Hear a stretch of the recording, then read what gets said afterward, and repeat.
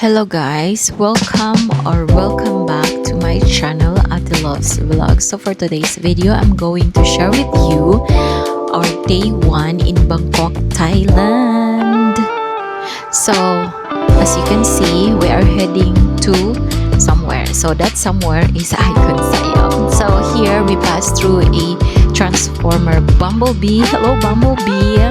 So you can see a lot of transformers like around this area in Chinatown, by the way. So this is our hotel. It is called Riverview Residences.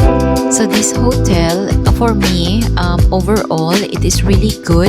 And their breakfast buffet is, for me, it's also really good, especially their soup. The Vietnamese soup is my favorite of all. But also, I think one of my favorite also there was their ginger tea and their pancake, I think. Yeah.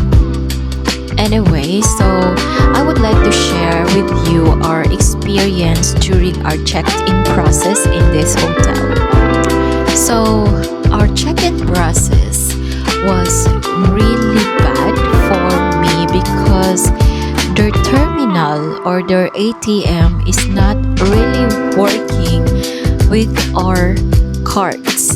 So just imagine na lang ha, like the entire night, nag-travel mo, dito na mo sa airport, 2 a.m. ang inyong flight, tapos pag-abot ninyo sa airport, dugay pag yun nagpa-exchange pa mo, nagdaghan pa mo gibuhat, unya naghulat pag yun mo sa inyong masakyan padulong sa Bangkok City, tapos ang inyong pag yung like kanang kapoy na kaayo ba unya pag-abot pag yun ninyo sa hotel ing ana ang inyong maabtan.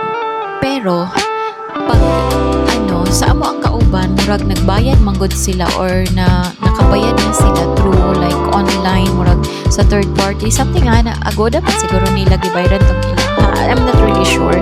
So naada ito may kauban ni adto sa Thailand na amo ang friends kanya pag abot na mo dito so nag-check-in nami dili man daw wato nang amo ang card pati pod ang isa pa ka card. So parang big question siya kay why would your terminal want like accept our card sa inyong terminal, which is like we've been using that card so many times like anywhere and everywhere pero it works but in your card. And then the girl in the counter is saying that no, your card has a problem, and it's not it's like tapos di pa yun masabtan ang iyang istorya kay kanilagi language barrier plus ang iyang pag yung accent, it's really hard. Tapos kanang basta lisod kaayo siya sabton niya. So murag pissed off na ang akong partner, kami pod kapoy na gutom na. It was like 9 a.m. naman siguro to siya. So yeah, we don't have a choice. So during that time we don't really have the choice, diba nga mag-usa na lang man dili man ka-check-in, so we have to pay using our cash, which is naka-ruin jud ang amo ang tawag dian ni budget during that time kay lagi ang amo ang plano we will pay it through our card and then the cash will be the one for like buying stuff here and there, going here and there, something like that. So grabe gito siya nga stress ang gihatag sa amo during that day. Katuro po siya nga babae sa residence. But during that time we really expect that girl to call her supervisor or the manager so that we can talk. Maybe he could speak well in English or we can talk clearly in English. But then again, yeah, that's the problem because she didn't escalate it to her boss or whoever is the above there. Anyway, but the total stay in this hotel is really good, and the food, the room is clean. They giving us every day 4 bottles of water, which is very good of them, highly appreciated. So this is the room, and I'm sorry I didn't really make the bed because this is morning, and so in the front of the hotel, this is what you will gonna see. And yes, this is the breakfast. It is really good. There are variation every day, but mostly it's the same. So this is the view. I think this is what you're paying for here, but really a good shot, really a nice shot. So this is their tables on the rooftop. You can actually drink here at the, I'm not sure, I think 5 p.m. to 11 p.m. or 10 p.m. I'm not really sure, but yeah, this is where people are like hanging out at night. And so another shot, there's boat, there is like you can ride from here up going across to Icon Siam, because that building there is an Icon Siam already. So yeah, this is the Icon Siam. So we went to Icon Siam through Grab, I think. Yeah, it was Grab. And then we went inside, and so we are already inside. We want to try some food here. And yeah, I tried the crocodile, I tried the spicy one. I haven't tried the rabbit, but I tried the beer, the lamb, and yeah, I think that's it. And these are the insects. If you're into like this, guys, you can have it. It's like 200 baht, 400 baht something. Yeah, I didn't try it, I couldn't. And no, it's not my thing. It's funny. Yeah, so this is the crocodile. You can try this one. Oh, by the way, the crocodile is really good. It's tasty, and it's probably the best meat there. Probably, yes. Anyway, so there's a lot of food choices. You can choose anything, and yeah, their shrimps are really huge. Yeah, I don't know what they call that one, but yeah, we call it shrimp. Ambot. Prawn? Yeah, it should be prawn. Yeah. Anyway, so we just walk around, look at the mall. I think that we only went to the ground floor, I think. Yeah, I'm not sure. Yeah, we went upstairs after we eat. So these are the desserts in the mall, and also these are people. It's really hard to find a chair, by the way. So I think if you are with we ordered this one because my partner loves this sushi and I love the sushi. So but anyway, if you are in a group, you have to pick up or you have to look for a table first before buying anything, or you will end up standing like while you're eating, because there's a lot of people there. Like, and by the way, daghan kayog Bisaya, as in daghan og Bisaya dito. Like, bisag asa ka padulong na mga Bisaya sa mukan kaayo. Hello sa mga Bisaya diha. Anyway, so mo ni sila ang ilang floating market sa sulod. So gusto ka magpalit og mga noodles, mga soup noodles nila na dito. I haven't tried this actually, kay busog na mi sa ang mga pagkaon nga gi-order. And this ate is so nice for us. Like, she handed us a handful and we tried it, and it's really good. You have to buy this, guys. You really have to try this one. It's really good. Promise na siya. I think nag-buy mi din ang isa ka bag and we just ate it at the hotel. Yeah, really good. This place is really good. Icon Siam. Nya nindot pud ang ilahang mga mga tindahan sa sulod, ang ilang mga food, ang ilahang mga tinda, as in nice jud siya kaayo. Nya kini siya nga store, ilahag yung ginaluto, and nag-order ata nga mo ang friends ani. Then yeah, but we didn't murag nagpalit ni og lain na ato nga time. So oo, pero lami siya ha, mga lami gid ang mga pagkaon dere, and you should try everything, like everything dito sa sulod. Lami gyud siya, walay lami gyud ang ilahang mga food sa kuan sa Thailand. Kanang wala siya gikuan o kanang mga ingredients, lami gyud ang ilahang mga baligya. So kung makaadto mo diri sa Icon Siam, paglibot mo, pagtanaw mo, and naapot di ay outside sa Icon Siam mo ni siya. So naa diri ang mga boat. During this time naa sila mga food truck. But nagbalik mi dinhi wala na yung mga food truck. Murag kanilang siya nga day naa sila food truck. So diri mi nakakita og daghan po kay mga Bisaya, diri daghan po kay mga Pinoy.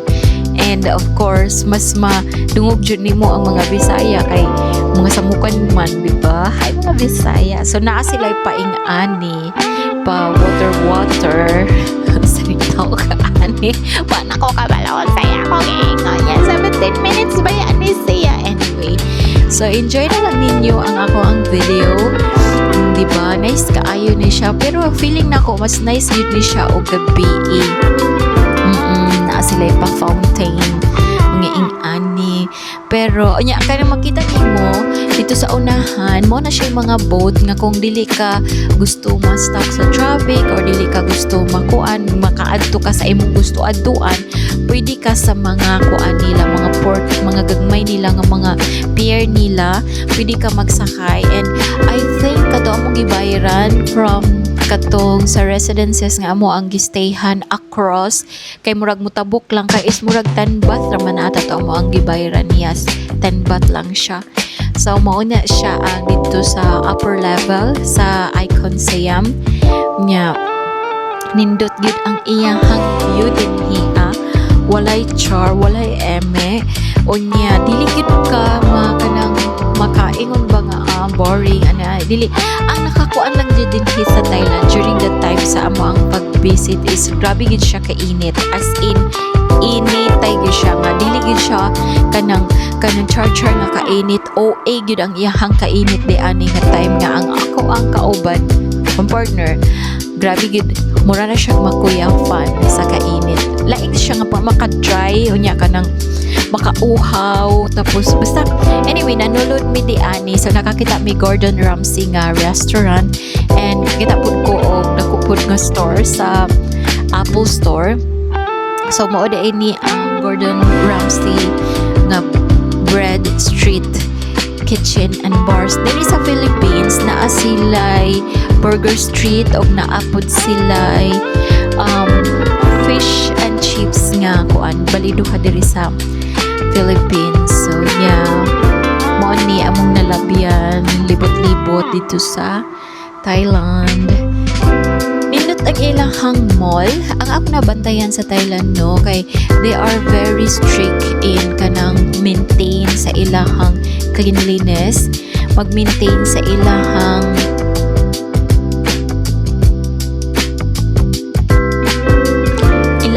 cleanliness sa ilahang kanang mall, sa ilahang mga street. Mo gyud akong nabantayan diha sa Thailand. Like grabe jud ang ilahang pag-maintain kanang kuan gyud sila ba mga limpiada gyud sila. Wala lang ko kabalo sa uban nga mga maybe outside Bangkok or whatever, basta during the time kung asa mi nag-adto unsay ako ang nakita ko ra na siya, as in kuan gyud sila kanang kuan gyud sila sa ilahang mga palibot, kuan gyud sila sa ilang kalimpyo and whatever. So mo ni siya grabe pinakanindot pag-abot sa kanang mga kuan ba mga ilang mga malls, ilang mga kuan kanang pinag-isipan yun gani nya kani siya kay nani siya mga letter kung sa to icon sayang siguro to nga kanang pagka mahulog ingana, as in nindot kaayo. Pero hopefully makabalik mi dinhi sa Thailand and libuton pa jud namo because we weren't able to actually go into the sa pagani na siya mga temple nila because my partner was sick and I was not feeling well also, kapoy, init. So maybe next time that would be our amo ang buhaton maglaag dito. And I have tried this, oh my god, matcha, and matcha is yeah, this is a good one. The other one is ko grabe ka kuan pait pastila na lang. So anyway, nag-order mi di ani dinhi tapos lami kaayo ning ilahang kuan ay kaning ilahang pagkaon dinhi, nakalimot ko sa ning store. Anyway, so unta next time na mo nga balik sa Thailand, malaag na naman ang mga temples, and we plan to go sa Pattaya. Is it how you pronounce it? Pattaya. And yeah, we want to go back to Thailand soon. We have upcoming trip again. So yes, we have an upcoming trip. We're going to another Southeast Asian country, and this would be the longest one this time, because we want to go around. We want to enjoy the places. Yeah, but anyway, thank you for watching my channel, and I hope you like, share, and subscribe to my channel, and don't forget to leave comment, and please support my upcoming trip on soon. Soon, it would be secret for now, but I'm still going to upload some of the videos. It's been long time, dugay na kaayo, wala pa na ako na-upload ang uban kay daghang mga nahitabo, mga panghitabo nga dili nato ma-sayran. So hopefully mag-enjoy gihapon mo og tan-aw sa akong mga vlogs. Yeah, there, the icon sayang, diba? Nice kaayo. So I hope guys nga magpaday lang gihapon mo support. Thank you, and enjoy my vlogs. By the way, yeah, haling kaching, haling kakaching. Kapoy man na inani magsigig istorya og 17 minutes. O yang akong pagkatabian wa jud makuan, pero salamat na lang sa inyong tanian. Bitaw ay nagsigira tag window shopping di ani sa mga Dior, sa mga kuan, was man tadada. Anyway, but very kuning ka mahal. Ay ako na lang ipalit og ticket ay para iadto sa laing nasod kaysa mamalit og ani nga mga brand win also ba. Sayang ang kwarta. Anyway, so thank you for watching. Bye-bye.